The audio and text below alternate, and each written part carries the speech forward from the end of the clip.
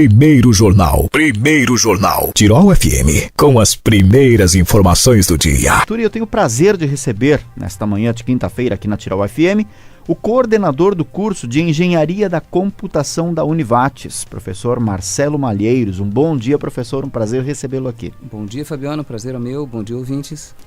Engenharia da Computação. Hoje, o computador, de alguma forma, está presente praticamente na vida de todos, né? Exatamente. Independente da idade. Eu comemoro quando eu vejo idosos inseridos na tecnologia, né? Eles têm uma certa dificuldade, até porque eles não nasceram nessa geração que hoje já praticamente, já no bercinho lá está com o aparelho eletrônico do seu lado, né?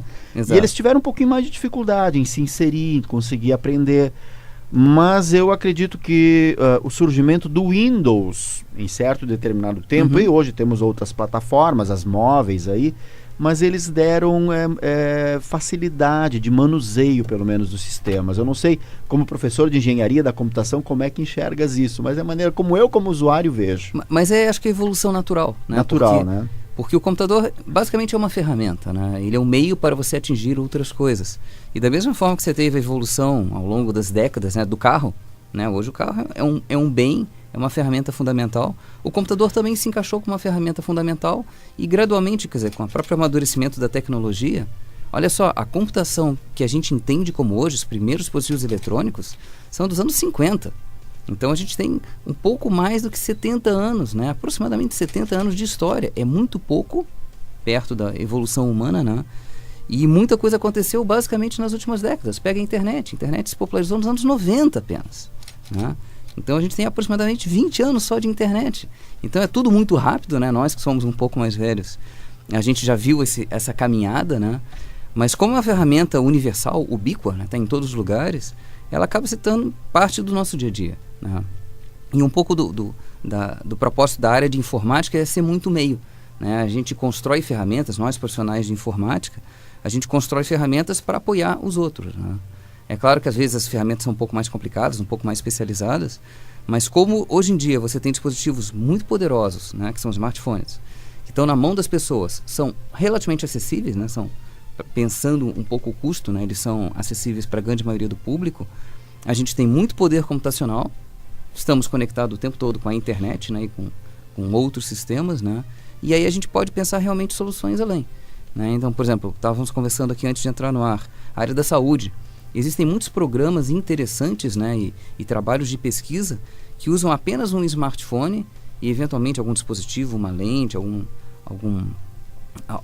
equipamento barato para fazer diagnóstico a baixíssimo custo, né? Então eu posso fazer diagnóstico de alguns tipos de miopia, por exemplo, usando o smartphone e uma lente que eu acoplo no próprio celular.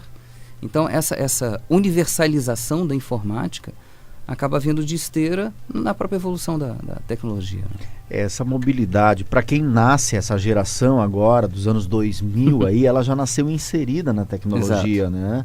Agora, quem não, e aí eu me incluo aí, porque já estou aí indo para os 50 anos, nossa, foi uma evolução, foi algo assim extraordinário que aconteceu, principalmente a conectividade. Eu vejo na conectividade. Se conectou o mundo todo. E isso fez com que o cenário econômico, inclusive, tivesse que mudar. Porque hoje você tem comércio com o mundo inteiro e uma facilidade de comunicação e precisaram várias mudanças acontecer nesse segmento, né? E às vezes as mudanças são inevitáveis, né? Porque você vê, por exemplo, quem está puxando muito mudanças na área, por exemplo, de mídia, né, de cinema, de TV, são empresas, em última instância, de tecnologia, né? Os grandes players, né, os grandes motivadores de mudanças são empresas como a Netflix, como a Amazon, por exemplo, que começaram realmente com empresas puramente de tecnologia, né? Netflix, muita gente não conhece, começou com uma empresa nos Estados Unidos que fazia aluguel de DVD.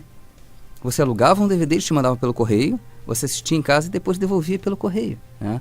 E virou um estúdio de cinema que está, obviamente, puxando a indústria inteira, tradicional, né? A Amazon começou com uma empresa simplesmente de venda de livros online, né? E hoje é uma gigante mundial enorme, né?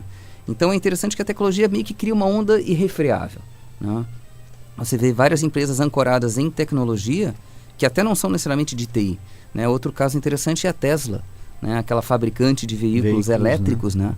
Ela está revolucionando o mercado. As grandes empresas tradicionais, né, de motores a explosão estão tendo que correr atrás, né? Então é interessante porque, na verdade, a tecnologia acaba sendo o motor da sociedade, né? E, obviamente, a tecnologia também está ancorada em ciência, né? Aí, obviamente, entra toda a parte da engenharia para fazer as coisas funcionarem. Eu lembrava até há poucos dias atrás, conversando com pessoas aí de menos idade, falando de educação na área da computação em si, quando iniciaram os cursos, muitos foram em busca, em razão de que se falava muito do futuro, vai ser a profissão do futuro, vai remunerar bem, vai trazer a maior probabilidade de sucesso, né, financeiro e etc. Só que muitas pessoas que buscaram em determinado momento o curso acabaram se frustrando, porque não eram aquilo que imaginavam. Imaginavam que ia estar ali operando o computador o dia todo, né, ia estar fazendo o divertido da situação. Sim, exato. Mas no caso do curso de engenharia, é um curso de engenharia, né?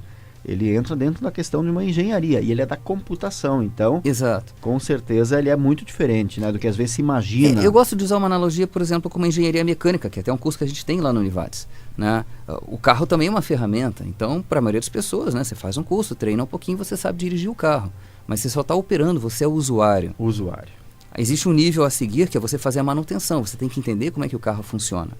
E o último nível, que é onde a gente trabalha na engenharia, é eu projetar um carro, eu entender um carro de alto a baixo, né? E se precisar fazer modificações, se precisar propor melhorias, né? E é justamente o que a gente faz na engenharia da computação.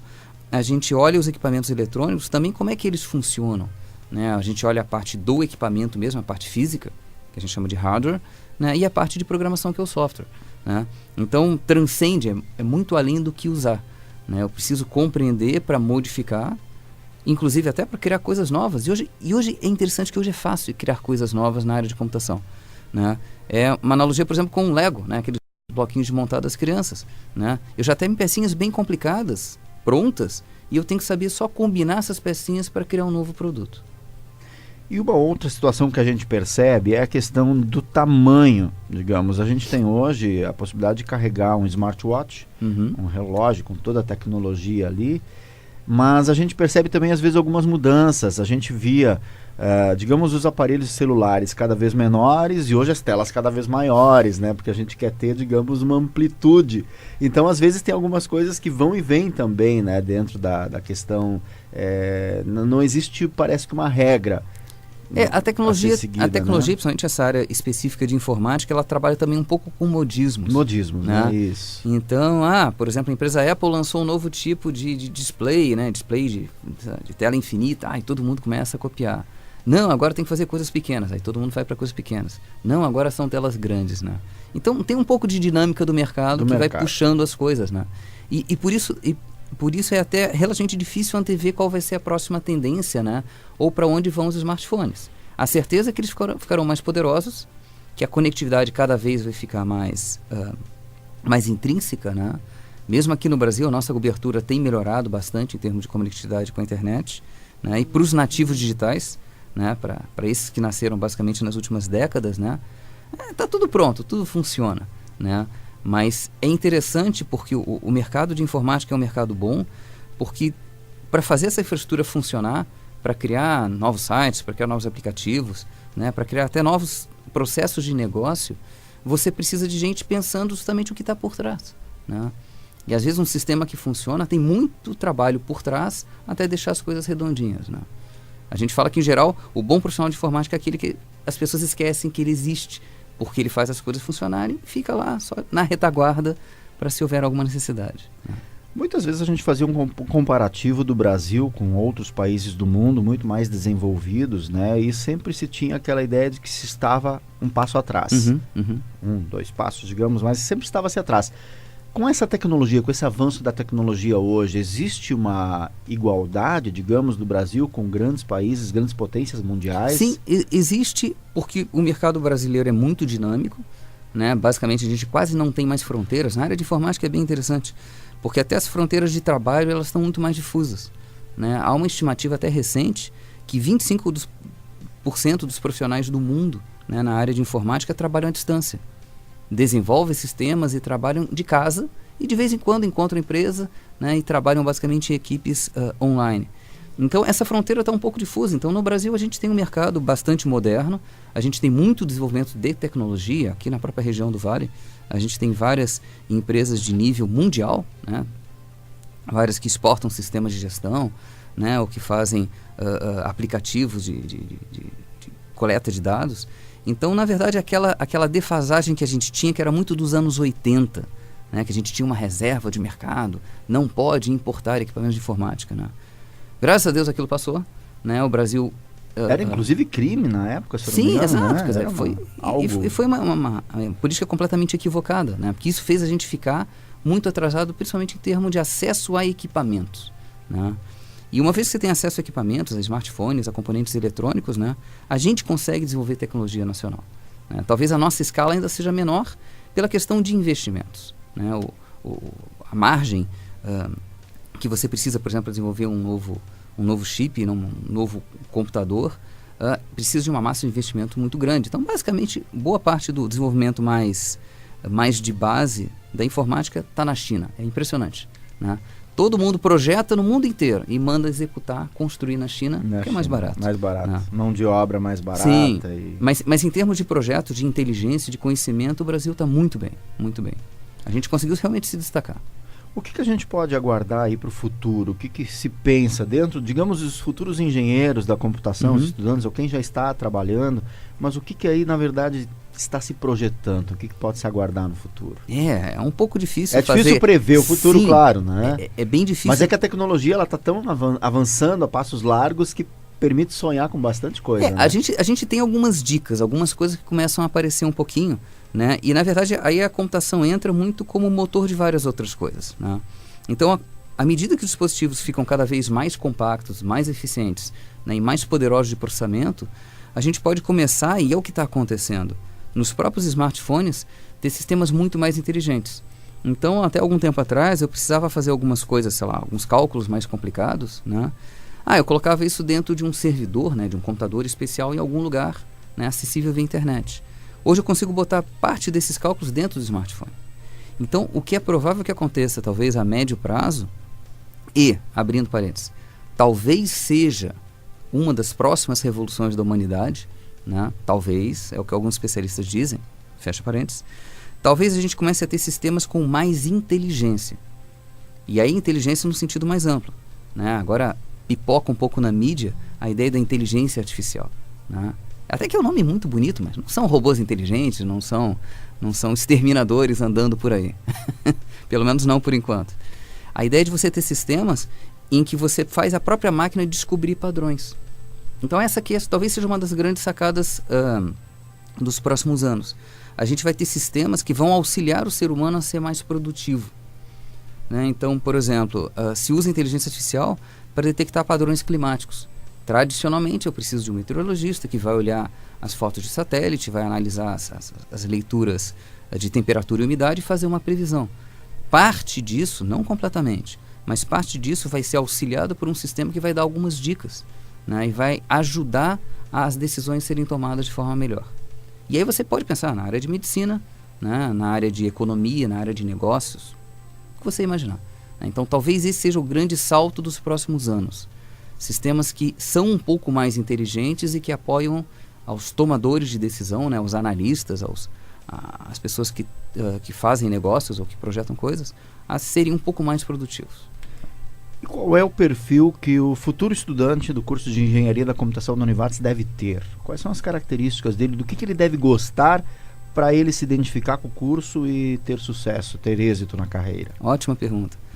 É interessante porque, na verdade, a área de computação tem se formado quase como uma nova ciência, né? Antigamente a gente tinha a ideia, né, e as pessoas em geral tinham a ideia, não, a informática é um sub-ramo da matemática. Então você precisa saber matemática para ir programar e para ir desenvolver sistemas computacionais. E isso não é mais tão verdade, né? A própria habilidade de programar e de resolver problemas é quase que uma coisa separada. Não é um raciocínio matemático tão formal. Tanto que até algumas escolas de ensino médio, né, inclusive aqui no Vale, né, tem tido como disciplina ainda opcional, dentro do currículo do ensino médio, e às vezes até em alguns momentos do fundamental, né, atividades de informática, né? Então, pensar e utilizar o computador para resolver problemas está virando quase uma outra habilidade. Então, é isso que a gente trabalha muito no curso, né? A gente é um curso de engenharia, a gente dá aquela formação mínima de engenheiro, né? Que é construir, projetar coisas, mas a habilidade de resolver problemas, né? De analisar uma situação e tentar criar uma receita de bolo. Como é que eu resolvo esse problema sempre? Né? Como é que eu consigo fazer aquele cálculo? Como é que eu consigo antever um determinado tipo de demanda? É um pouco do que a gente cobra mais dos nossos alunos e que a gente desenvolve mais, né? A princípio, o aluno que entra no curso de Engenharia da Computação, ele não precisa ter nenhum conhecimento prévio de informática. A gente trabalha a princípio do zero, né? Mas a ideia de desenvolver e gostar de resolver problemas, acho que é intrínseco à área de engenharia. Aí para qualquer área da engenharia e ela da computação igual. Exato. Né? Cada engenharia vai puxar para o lado. A civil vai entrar em edificações, mecânica vai entrar, obviamente, em sistemas e motores, elétrica, automação, software, né?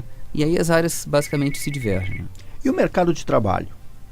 O mercado de trabalho, ainda que estejamos numa situação muito difícil de crise, né? O mercado de trabalho para a área de informática é um mercado que não sofreu quase impacto dessa recessão que a gente está vivendo. Como a computação é meio, né, para boa parte da atividade humana, as demandas têm continuado altas. É bem interessante, a gente fez uma pesquisa ano passado com todos os nossos alunos da área de informática lá da Univates, né, de nível superior, e 88% dos alunos já estavam empregados e trabalhando na área durante o curso. Isso é uma coisa interessante, que como a área de informática ela é relativamente flexível, ela não é muito regulamentada, e nem é bom que seja, por causa do seu dinamismo, os alunos depois do segundo e terceiro semestre já estão atuando na área, né? Então a gente fez essa pesquisa, a gente faz isso regularmente, e ano passado 88% dos alunos já estavam atuando, né, em empresas da região, né, e alguns até com suas próprias empresas, né? Então é um mercado que ainda é muito bom, digo regionalmente, nacionalmente ou até em escala mundial, né? Há muito mais demanda por profissionais da área de informática até do que gente formada, até do que gente atuando. Então isso é bom porque isso, lei da oferta e da procura, né, faz com que em geral tenha muitas oportunidades para os nossos alunos. Agora, eu sou pai, digamos, de uma moça aí que daqui a pouquinho se interessa. Como é que ela pode ter mais informações e realmente saber, olha, é isto que eu gostaria de fazer? A Univates abre porta para o futuro aluno poder visitar a instituição, conhecer um pouquinho mais e até saber, assim, do dia a dia do profissional posteriormente? Sim, a gente tem até um projeto de extensão muito interessante, que já tem alguns anos, é chamado Projeto Tema, que é uma inserção que a gente faz na Univates, inclusive com alunos do próprio curso de Engenharia da Computação, né, dentro de escolas de ensino médio, fazendo pequenas palestras e tentando desmistificar um pouco a informática. Jogar videogame é legal, mas a informática não é só jogar videogame. É muito fácil usar um celular. Tá, mas o que tem ali por dentro que faz as coisas funcionarem? Então a gente tem oficinas bem interessantes, uma que trabalha, por exemplo, com robótica, justamente usando Lego, né, para mostrar, é possível programar um robô para fazer uma série de passos, né, parecido com um programa de computador, né? Temos oficinas que programam jogos também usando uma interface simplificada. Então a gente tem várias atividades de extensão para ir até a comunidade, principalmente em escolas de ensino médio, para mostrar um pouquinho o que é essa área de informática, né? E uma outra coisa que é bem interessante, estão aparecendo aos poucos, e aí tem as iniciativas das próprias escolas, né, dessas oficinas de robótica, dos cursinhos de programação para crianças, né? Então, tem os meus, tem 3 pequenos em casa, né? Eles adoram jogar videogame, Minecraft, várias coisas, e às vezes é um caminho para experimentar. Eu acho que a ideia é experimentar, né? Faz um curso lá de programação lúdica usando jogos, usando videogame, usando Minecraft. De repente aquilo é interessante. E eu acho até que a própria habilidade de programar o raciocínio lógico transcende qualquer aplicação. Então eu imagino que, uma visão um pouco romântica, mas talvez daqui a 10, 15, 20 anos, né, se torne quesito básico do ensino médio também programar o raciocínio computacional como uma habilidade a ser desenvolvida. Se a pessoa vai seguir para a área de legislação, ou vai para medicina, ou vai para uma área de biologia. Independente da área. Exato, talvez aquela habilidade de trabalhar abstratamente, de resolver problemas, que a gente desenvolve justamente com programação, talvez seja um fator positivo para a formação dessa pessoa. Então, talvez, junto de geografia, história, biologia, matemática, talvez computação vire um tópico fundamental da formação do ser humano, né? Temos que sonhar ao menos, né? A médio prazo, talvez. A médio prazo, quem sabe, né? Por que não? Sem dúvida. Bom, mas a Univates está aí então com o curso de Engenharia da Computação, assim como muitos outros cursos. Exato, né? exato. Os pais ou futuros alunos podem conferir no site da instituição, que é www.univates.br, né? Tem todas as informações dos cursos à disposição. E o de Engenharia da Computação, com certeza, uma excelente opção. O aluno que quiser mais informações pode fazer contato com a Univates. Claro, estamos sempre à disposição, inclusive até para fazer uma visita pessoalmente. A gente recebe, a gente mostra os laboratórios, a gente fala um pouquinho do curso, né? Tá certo. E no dia a dia aí todo mundo então conectado, todo mundo utilizando essa ferramenta maravilhosa, e que a gente aguarda sempre pelas novidades, né? Que a passos largos, na verdade, a informática ela segue parece que uma velocidade diferente do resto das coisas. Né? E isso é até uma coisa bastante interessante, Fabiano, porque se a gente olhar as revoluções da ciência, né? As revoluções técnicas, né? Elas têm um crescimento exponencial, quer dizer, o intervalo fica cada vez mais curto, né? Então, voltando não muito tempo atrás, né? Ok, 500 anos é bastante tempo atrás, né? Mas lá para 1500 a gente tem a invenção da prensa ou da imprensa, né? Gutenberg, tipo móvel, né? Ou seja, você populariza os livros através de um sistema automático de produção, né? de textos impressos. Aí 300 anos depois a Revolução Industrial, motor a vapor, linhas de produção, né? E aí 1800. 150 anos depois, portanto 1950, você começa a computação eletrônica, o transistor. 1980, computadores pessoais. Aí passaram-se 30 anos. 15 anos depois, internet. Então, é interessante, o intervalo de 500 para 300, para 150, os intervalos das revoluções vão mudando, né?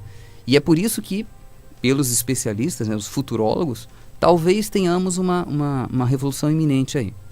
As apostas são na inteligência artificial do bem. Do bem, né? Torcemos para isso. Mas é difícil prever com certeza. Sem dúvida. Mais alguma informação? Fique à vontade. Fico à disposição, até para abrir um pouco o leque de quem conhece. A gente tem o Engenharia de Software também na Univates. Né? Engenharia de Computação e Engenharia de Software são cursos irmãos, né? Que têm vertentes um pouquinho diferentes, mas que são cursos superiores de formação na área de engenharia e de informática. Né? Então, quem tiver curioso, quiser saber um pouco sobre os cursos, entra no site, procura nós, professores da Univates, a gente está sempre à disposição.